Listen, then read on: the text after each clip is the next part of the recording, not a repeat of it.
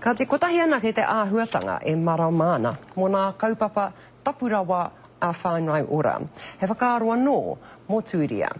Tō Bennett me te Premier anō hoki a kāre tonu tātou i te mōhio. He te aha, anei te wiki kua hipa i te Aotearoa Pū.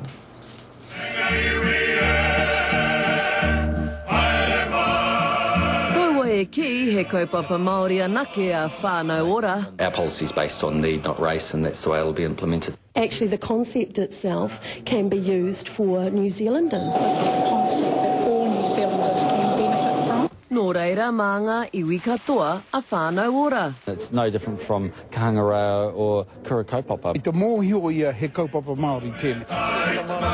Ai Marika, kua he ngā rā. Nō reira, mā te Māori anake te kaupapa nei? E hara, koira te kōrero, ko te tuatai, ko tōna ingoa, whānau. Kei te piritonu ki taku mōhio ki ngā tikanga Māori. Ki taku mōhio, he mārama ki te Pākehā, mā wai a whānau ora. There is this fear of votes, I suppose. Kua tini hea te kāwanatanga e aua whakaaro, he raru.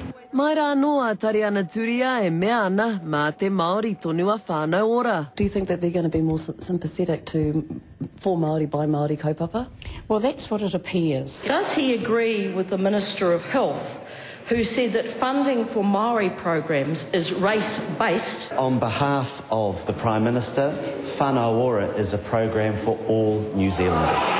Of course, I always agree with what the Prime Minister says. Kia ora te ururoa Flavel, ko koe anake e kōrero pono ana. Te pūte ka riro ki tēnei kaupapa te Whānau Ora, ka whakapau hia ki rongi a ngai Māori. Tino Cliff, Tika Rere.